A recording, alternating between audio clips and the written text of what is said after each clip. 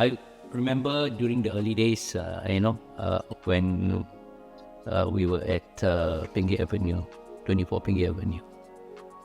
I'm always worried when it rains. When it rains, it worries me most because we have instances whereby the whole area flooded, and there was one instance we found fish in our office. In 1977, of course, MUIS offered a wakaf house to this gathering called Kumpulan Saudara Baru to operate from.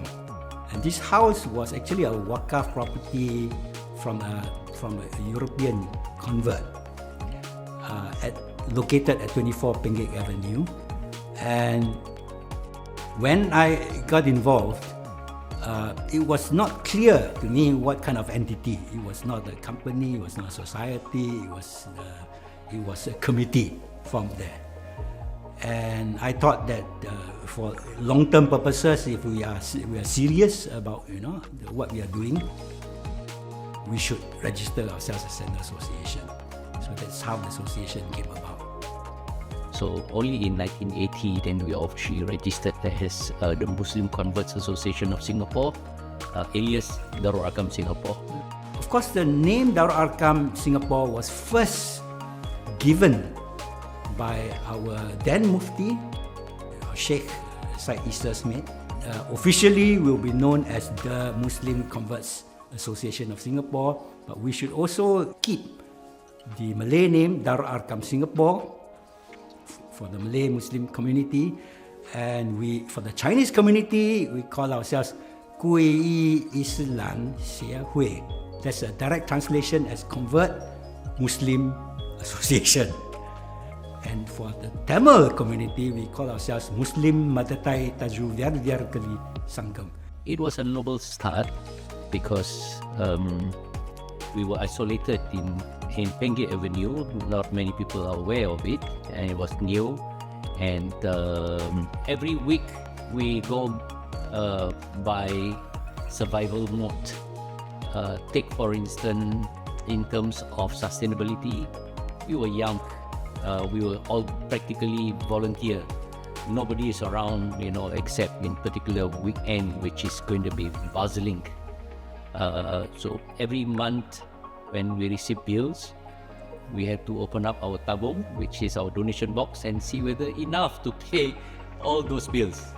I remember when we invited Fadullah Wilmat to give a talk, when we used the rented Singapore Conference Hall, if I'm not mistaken, DBS Auditorium. The rental was something like $2,000 a night. But we had less than 1,000, a few hundred. So we all agreed that if we are short of the money, committee members will take out from our pocket. But Alhamdulillah, the collection from the tabung we got was more than 2,000.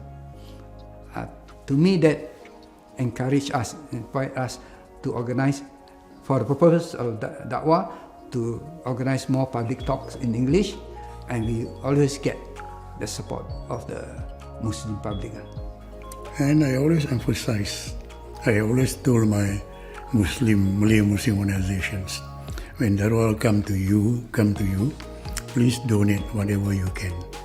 So that create the camaraderie, that the element of, to me, is Islam. Gotong royong orang Melayu cakap kan. So it must be there. But Alhamdulillah, I think it's the willingness, the sincerity of all the volunteers wants to ensure that we continue to serve the newly converts. And that is actually the beginning days of Darul Arqam. There were really a large number of volunteers helping in whatever capacity. We didn't do any activities to attract volunteers. They came forward. Demand nothing out of remuneration. They're just purely from the sincerity of their heart. After our registration in 1980, we embarked on all this fundraising effort. because we also had in mind that we're going to have our own building, Lorong 106. We had organized at least 3 walkathons. So that was one of the source. And of course, we do fundraising beyond our shop. So we printed tickets and asked our members all to try and sell the tickets. So I even went to Mui's headquarters, then at Empress Place, to sell the tickets to the staff. Started by what is called buy a brick for Darul Arqam. You need miniature, small little bricks, literal bricks, and say, okay, you just buy that symbolically, and I say, at least I own a brick of the new Darul Arqam Center. So that was how some of the efforts that we really made to actually raise money locally. Roughly, we raised up to 3 million, but the cost of the building went up by 6 million, 9 million. We took 10 years to raise 3 million. To raise another 3 million, it will take another 10 years. And then it was like beyond our reach. As we raised our fund, the sum, total sum, could not reach the target. And we tried to raise more money, but it was a tiring process. And we felt that we will have to spend quite a long time.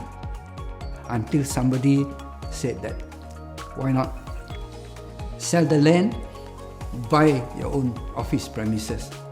We ultimately decide to purchase Galaxy. It is not an easy decision. I must say that, there were a lot of resistance too, because we were worried, a lot of worries, because it's not easy for us to raise that amount of money. So any purchases would tantamount to risks that we had to face.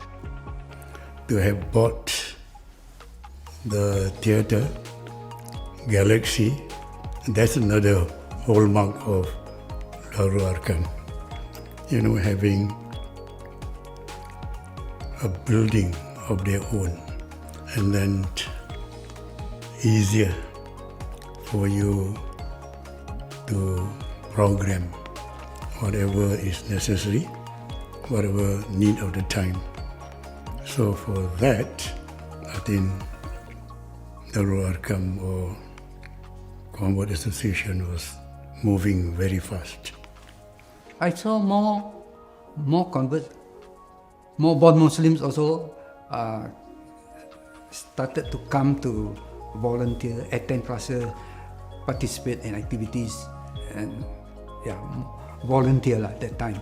And the bookshop also, you see the caption outside, the English Islamic bookshop attracted a lot of people.